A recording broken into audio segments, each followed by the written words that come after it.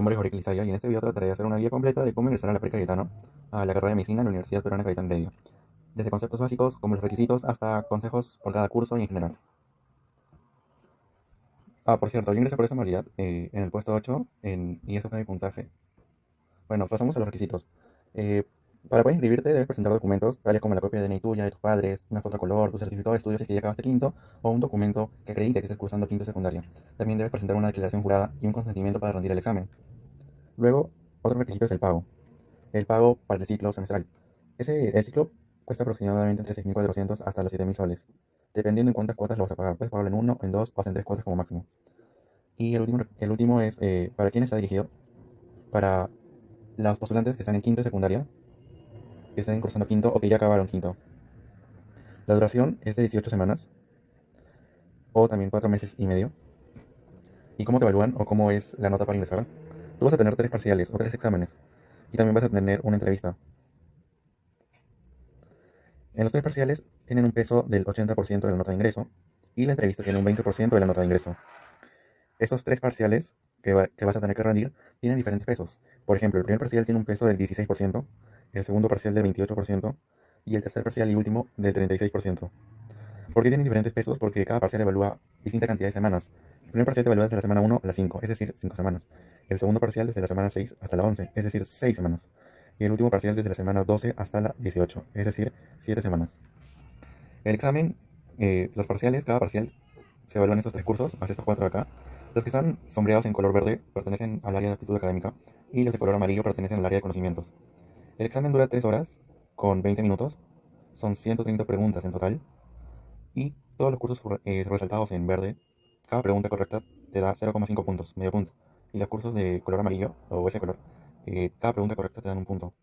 Algo importante a tener en cuenta es que no hay puntos en contra. Es decir, si marcas una clave y no es la correcta, no te van a descontar puntos como sí se haría en otras universidades. Entonces, siempre marca una clave a pesar de que no sepas o no te haya salido la respuesta. Ahora vamos a pasar por tips para cada curso, porque hay que saber atacar cada curso por diferente modalidad. No es lo mismo estudiar razonamiento verbal para, para la modalidad de la precaditano como general u otras modalidades, o factor de excelencia también. El primer tip que le doy para razonamiento verbal o aptitud verbal es que se van a enfocar en dos partes, en lo que es lectura y ortografía. Lectura equivale al 50% del examen. Y ortografía también al 50%. Aproximadamente lectura son 12 o 13 preguntas y bueno, ortografía 12 o 13 también. Un consejo que les doy para lectura es que primero ustedes lean la pregunta del texto. Ustedes le van a dar un texto, pero primero tienen que leer la pregunta. ¿Por qué hacer esto, no? Porque al saber ya qué te van a preguntar, tú mientras que lees, mientras que te enfocas en el texto, tú ya vas sacando las respuestas. Y cuando tú terminas de leer el texto, de frente vas a marcar y ya no a pensarlo. Y eso te ahorra tiempo, ya que al leer tú ya vas a poder encontrar lo que te piden, que puede ser el tema central, puede ser una idea principal o una idea secundaria, o también argumento principal o argumento secundario. Luego en la parte de ortografía, que también equivale al 50%, que son 12 o 13 preguntas, debe ser bastante minucioso o cuidadoso, porque, porque va a haber claves o va a haber ejercicios donde va a parecer que hay doble clave. Por ejemplo, la alternativa A y la B van a parecer casi lo mismo, pero la diferencia es que en la alternativa B hay un punto final. Mucha gente no se da cuenta de esos pequeños detalles. O quizás te parezca lo mismo, la misma oración, pero una palabra tiene tilde y en la otra no. Y entonces mucha gente no se da cuenta de eso. Debes tener bastante cuidado con lo que es la tilde, la coma, el punto, tanto final como seguido, y también el uso de mayúsculas y minúsculas. Esos son pequeños detalles que marcan la diferencia en aptitud verbal. Luego también, algo que es muy recurrente, un tema bastante recurrente en cada examen, es el tema de conectores. Para resolver conectores, siempre hay dos tipos de personas, los que se saben la teoría y los que lo sacan por oído. Sí, algo así, oído. Lo bueno del oído es que no vas a tener que repasar mucho, y lo bueno de teoría es que casi nunca fallas, porque sabes qué conector, a qué clase pertenece cada conector y cuándo usarlo. En cambio, por el oído tú lo sacas solamente porque suena bien. Y esto, guiarse por el oído o estudiar los conectores por oído, por sonido, si es que suena bien o no, es bastante peligroso, porque justamente los que desarrollan el examen eh, crean preguntas para que el alumno o el postulante se equivoque en eso. Así que un consejo para conectores es que ustedes estudien por teoría, no solamente se guíen si suena bien o no. Al guiarse por teoría, ustedes van a saber qué conector pertenece a cada clase, y eso es algo que les va a dar 100% de seguridad. En razonamiento verbal ustedes deben demorar 32 minutos, considero que es un tiempo prudente, no es un tiempo demasiado corto, pero tampoco es un tiempo bastante extenso. Así que para lograr 32 minutos en lectura por general te viene 12, ¿no? Las 12 preguntas salen mucho en 15. en 15 minutos. Y digamos que ortografía te viene 13. Y el 13 minutos, perdón, 13 preguntas, ya usas el tiempo restante. A veces puedes invertir, ¿no? Puedes invertir dependiendo cuál sea tu punto más destacable. Pero por lo general, para lectura, te diría que des 15 minutos, a lo mucho, y ya el resto ya lo usas para ortografía o gramática. También debes tener un léxico decente. No es necesario que sepas cultismos o tampoco es que te vayas al otro extremo, que no sepas mucho léxico. Necesitas un léxico decente, un léxico académico, un léxico decente. ¿Por qué necesitas este léxico? Porque va a haber preguntas que te van a preguntar. Va a haber preguntas en las cuales vas a tener que usar el término en contexto. Término en contexto o también por sinónimo o antónimo. Entonces, en término en contexto, por ejemplo, vas a tener tu texto normal y va a haber una palabra de diferente color o subrayada o en negrita. Y una pregunta del texto va a ser, ¿qué significa tal palabra? O qué se puede deducir de tal palabra, ¿no? Y te van a preguntar, ¿qué significa la palabra destacada? O por sinónimo y antónimo, vas a igual tener tu texto, vas a tener una palabra en negrita o subrayada, y te van a preguntar, ¿cuál es el sinónimo contextual de tal palabra? O ¿cuál es el antónimo contextual de tal palabra? Luego, otro punto destacable para verbal es que la parte de ortografía siempre viene en todos tus parciales. En el parcial uno, en el parcial 2, en el parcial 3. Ortografía debes tenerlo bien estudiado, porque a pesar de que haya temas que no deberían venir en el tercer parcial, te van a venir. Temas que solamente deberían venir en el primer parcial, pero ya no en el segundo ni en el tercero, vienen en el resto de exámenes, como es el uso de tildes, de comas, conectores. Esos temas son, eh, digamos, a pesar de que no debería ser así, pero siempre te vienen así. Y de hecho creo que es la única manera de poder evaluarte bien razonamiento verbal. Así que la parte de gramática y ortografía, siempre debes acordarte todo lo que hiciste en el ciclo, porque lo más probable es que te venga en otros parciales. Ah, y por último, han agregado este año el tema de investigación.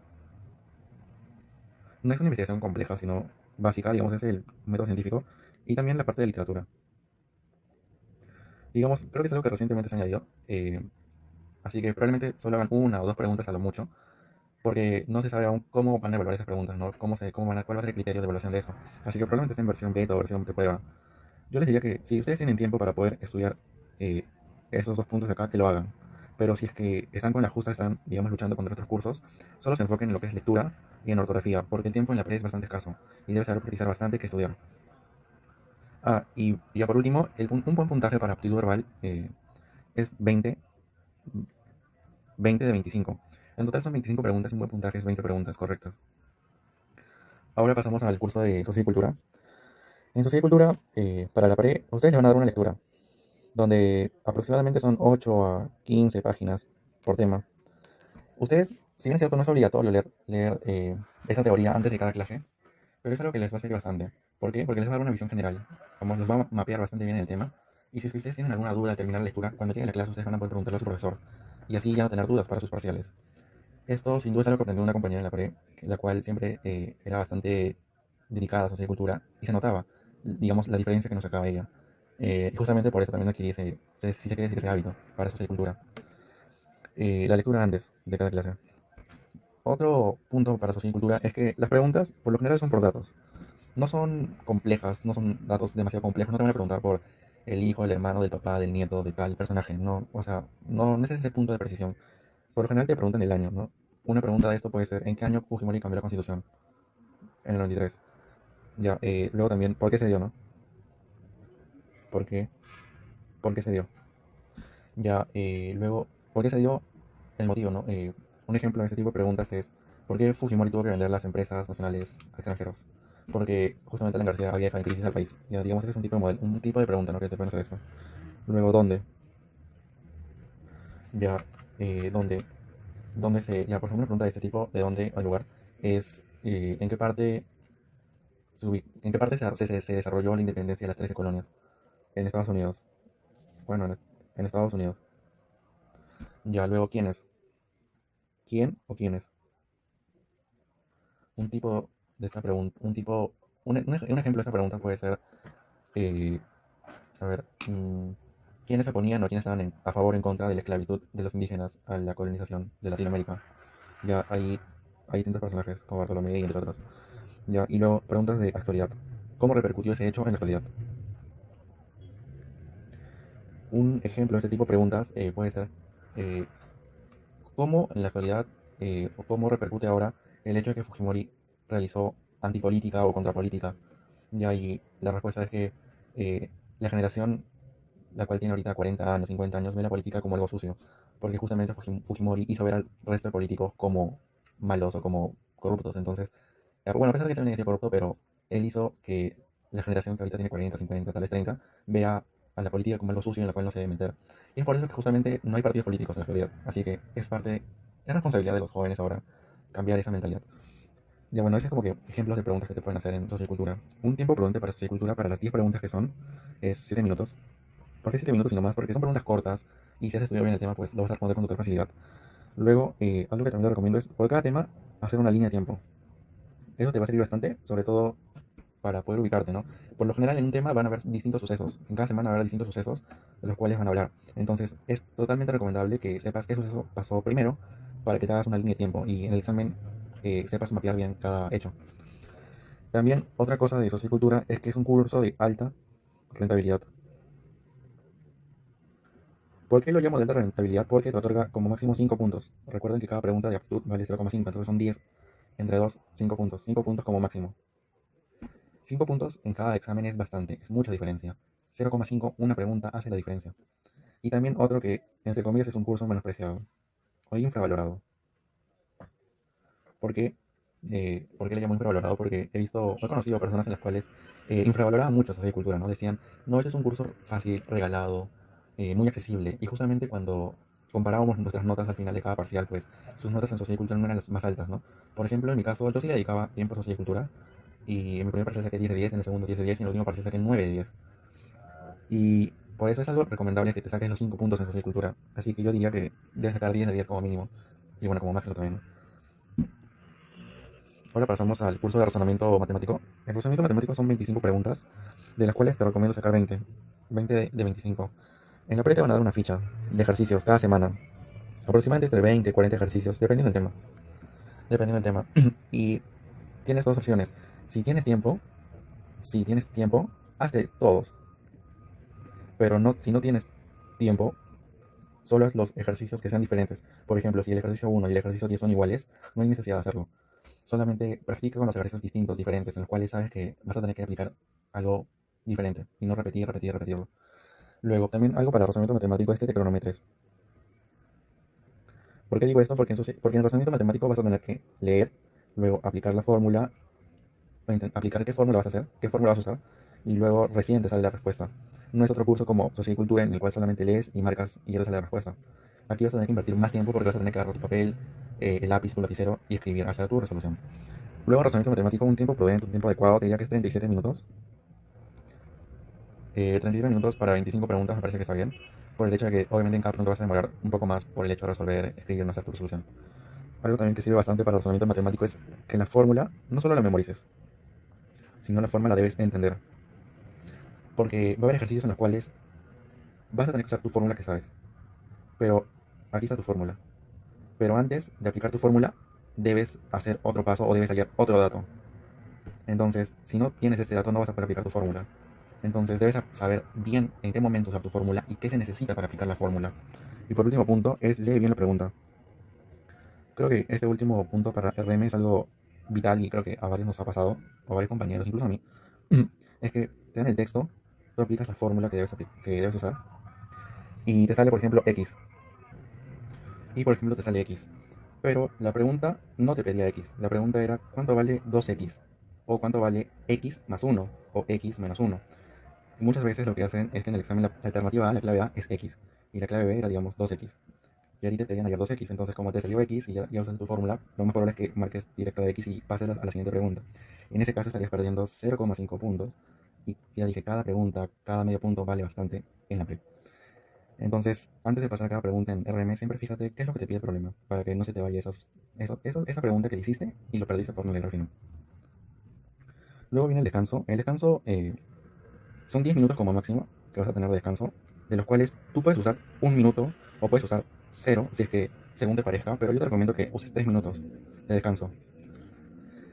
El descanso te lo van a dar después de que acabes RV, no, perdón, el descanso te lo van a dar cuando acabes la parte de aptitud. Acabas de tener tu descanso y luego de tu descanso está la parte de conocimientos. Terminas aptitud que es RV, Sociedad y Cultura, RM, y recién tienes tu descanso. Y luego en conocimiento sigues con bio, con física, con química, bueno, con mate y con química. El descanso, como ya dije, son 3 minutos y cuando estés en el descanso no debes cerrar la página, no debes cerrar la página del examen. Tampoco debes finalizar el programa que te monitoriza, que es el Small. Y bueno, 3 minutos de descanso creo que es adecuado. Lo que yo te recomendaría es que te pares, cierres los ojos, que cierres los ojos y que te estires. Si es que también necesitas ir al baño, pues puedes ir, ya sea para lavarte la cara o si no para eh, necesidades fisiológicas. Ya, ahí también puedes tomar agua. Obviamente, estas actividades, la de estirarse, baño, agua, para esto debes salir. Lo recomendable es que salgas del rango de cámara.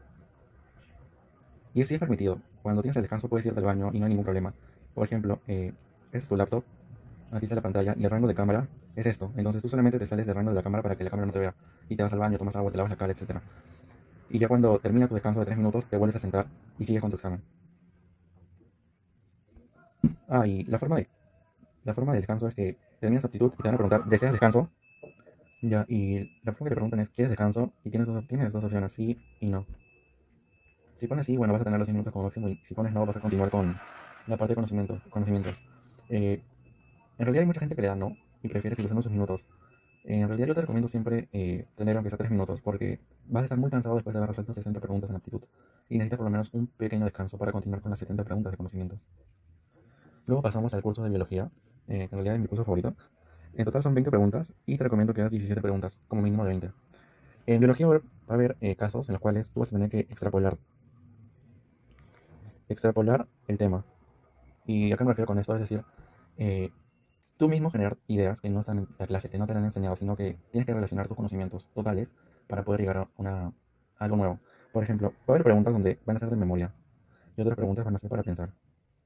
Yo me enfoco en estas preguntas para pensar, porque las de memoria te las van a enseñar en clase, probablemente.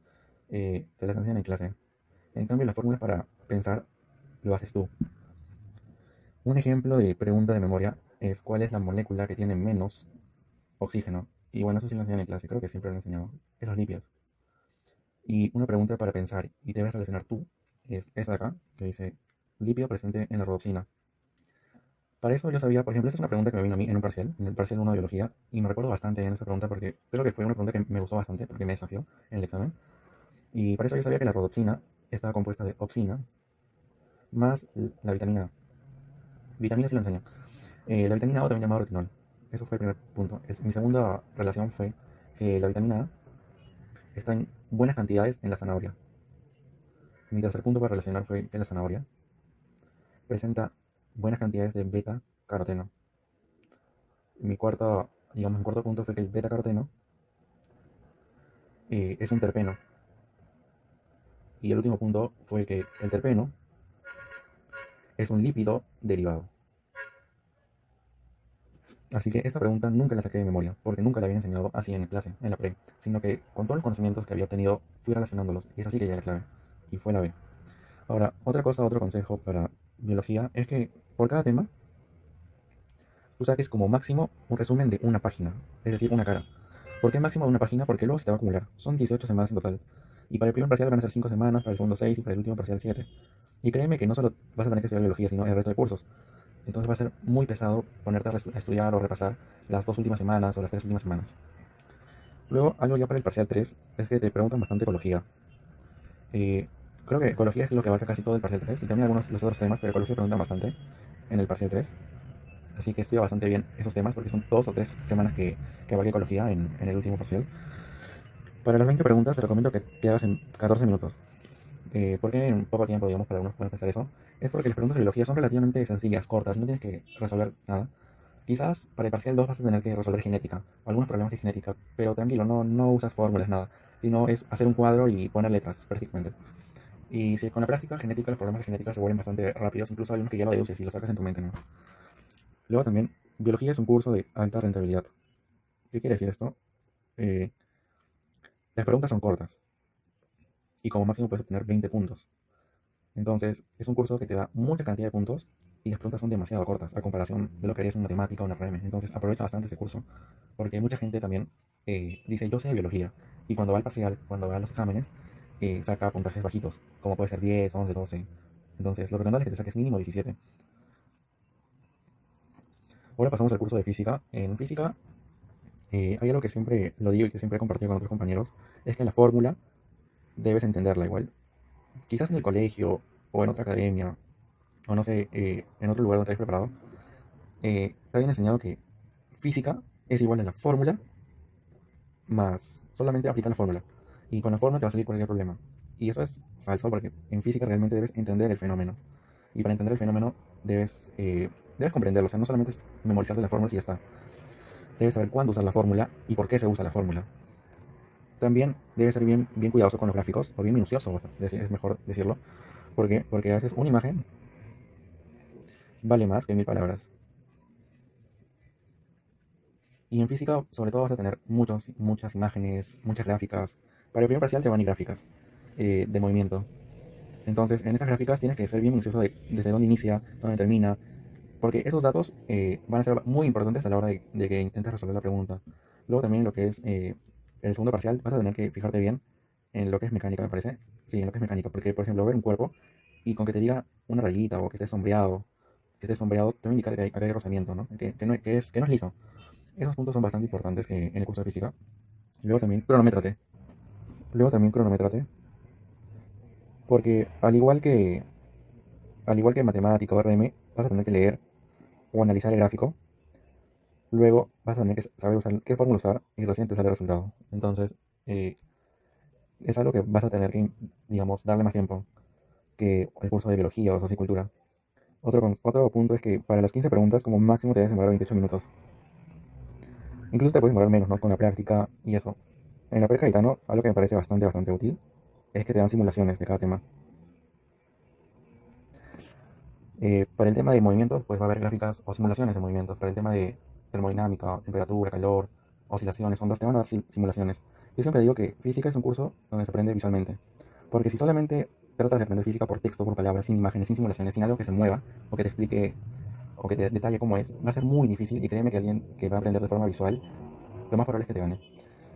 Luego, otro recurso para física es un canal en YouTube que se llama Física Pre. Esto sin duda es algo que muchos ahí compañeros dentro de la pre teníamos, sabíamos que era un canal de física con la teoría de la pre San Marcos. Y coincidentemente los temas de la pre San Marcos son casi los mismos de la pre Cayetano, así que eh, física pre es el canal. Y casi todos mis compañeros, así que les iba bien en física, pues conocían por lo menos física pre y habían visto un video de algún tema. Porque lo bueno de ese profesor es que explica bastante bien. Creo que tiene mucha experiencia en ese curso, entonces sabe cómo explicarlo, te da truquitos, algunos consejos para cada tema. Y a veces te da fórmulas que te simplifican bastante el procedimiento. Y eso te hace ahorrar tiempo. Luego pasamos al curso de matemática. Son 20 preguntas en este curso. Y una nota buena o decente es que saques 15. Al igual que otros cursos, aquí debes saber cuándo usar la fórmula. Es decir, debes entender la fórmula. También, al igual que RM, debes leer bien la pregunta. ¿Por qué? Porque a veces te van a pedir cuánto es 2x y tú hallaste x y de frente marcas la A que era x. Pero en la alternativa B era 2x. Entonces aquí perdiste un punto porque es conocimientos, matemática. Menos un punto. Un tiempo prudente para matemática te diría que es 40 minutos. Y también que te cronometres para poder lograr, digamos, este tiempo. Productos notables es un tema base, recontra base, que te va a servir desde la semana 1 hasta la semana 18.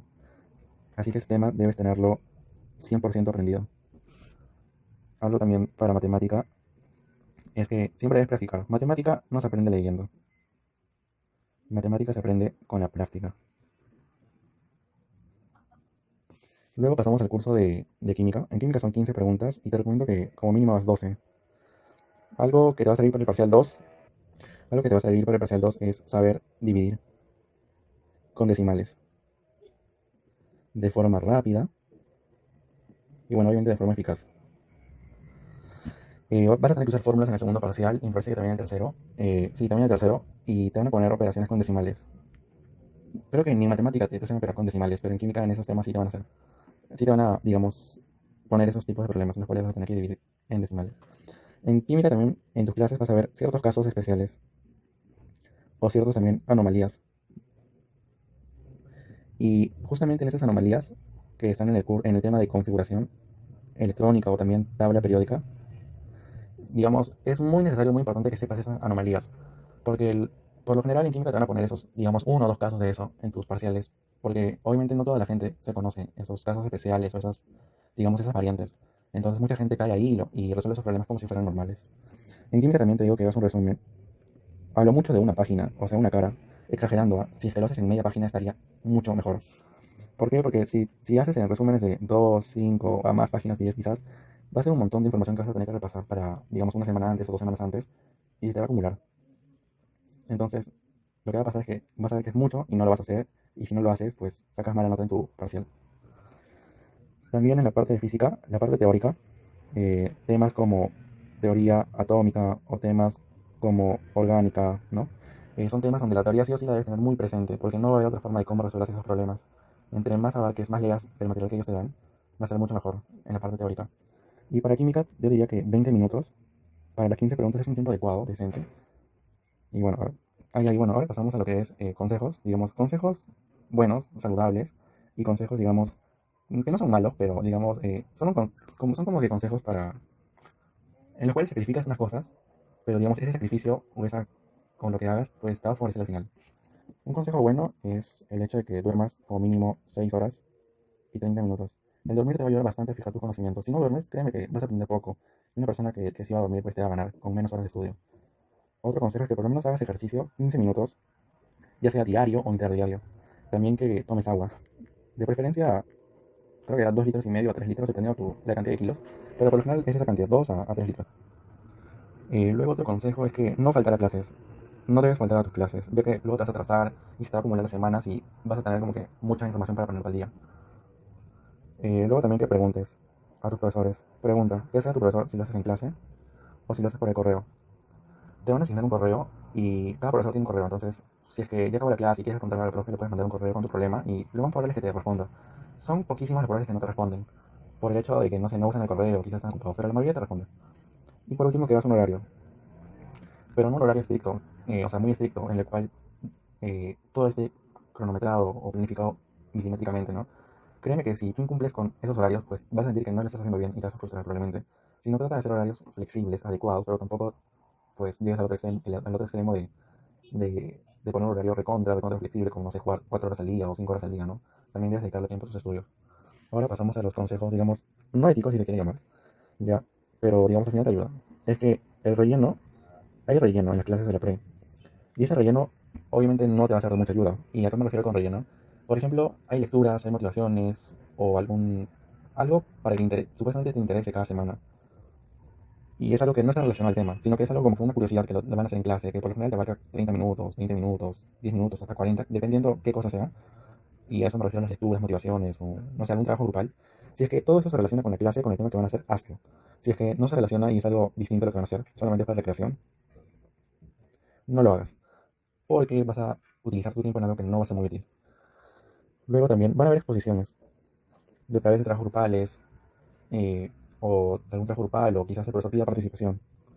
Y aquí otra vez la misma regla. Si es que te sirve, si es relacionado a la clase, hazlo. Si es que no se relaciona con la clase y es algo más como una recreación, una curiosidad, no lo hagas. ¿Y por qué digo que expongas si es que sí se relaciona a la clase? Por dos razones. Porque vas a fijar más tus conocimientos que el resto de personas. Y dos, en el caso que tú tengas, digamos, teoría que sea incorrecta, que sea incompleta, el profesor te lo va a corregir. Y créeme que ahí en esa parte vas a sacar ventaja porque tú vas a tener menos información incorrecta para tu parcial. Y otras personas que no participan, pues con lo que ellos saben nomás se van a quedar. Y probablemente hay información que es incorrecta para ellos. O sea, que es incorrecta y nunca la van a saber porque nunca se atrevieron a decirlo, ¿no? También el curso de desarrollo personal. Yo siempre digo que desarrollo personal es importante, ¿eh? Es muy importante.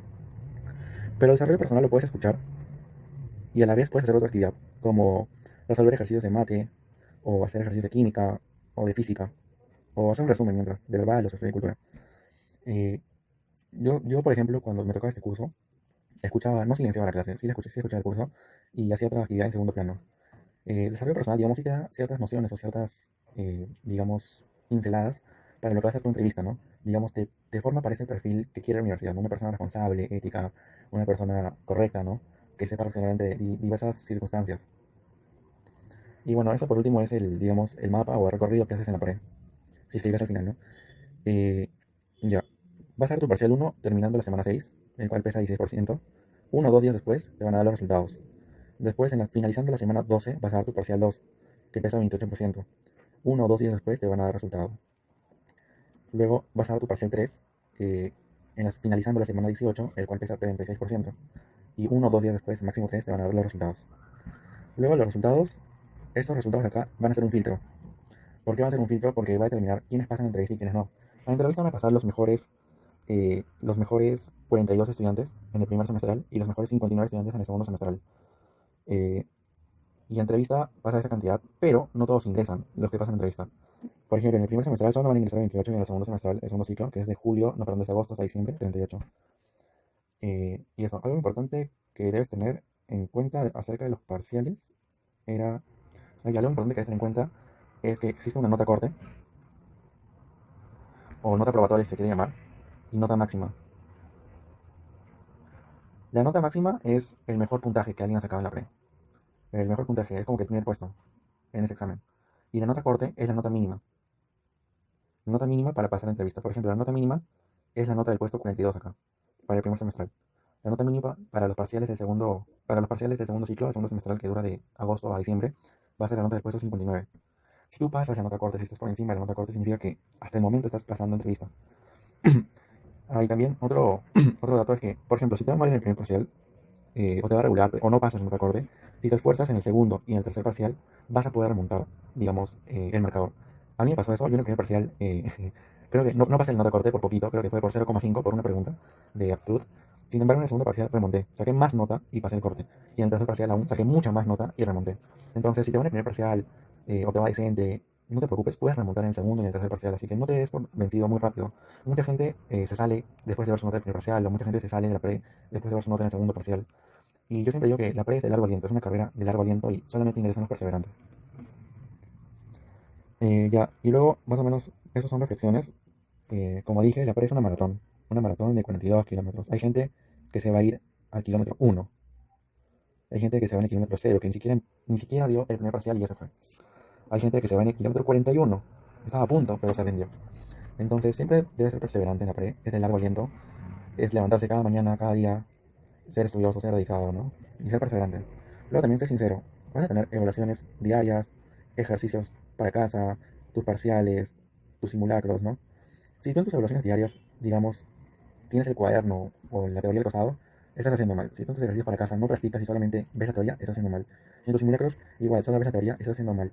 ¿Y qué pasa si haces esas tres cosas mal? En tus parciales, pues te va a ir mal. Porque en tus parciales tú no vas a poder usar tu hojita, tú no vas a poder usar la teoría del costado. Y probablemente saques una nota baja a comparación de lo que sacabas en estos tres, digamos, en esas tres evaluaciones. Ah, y por último punto es este, creo que nunca lo he escuchado hablar de otras personas, pero creo que es algo importante también. Es que si tú en la pared tienes pareja, si sí la tienes, pues lo ideal es que delimiten horarios, porque tú vas a necesitar un tiempo para tu estudio, un tiempo para ti mismo, porque créeme que la pared sí es una modalidad cansada, matadita, y también, bueno, un tiempo para ustedes. Creo que es algo muy saludable delimitar horarios.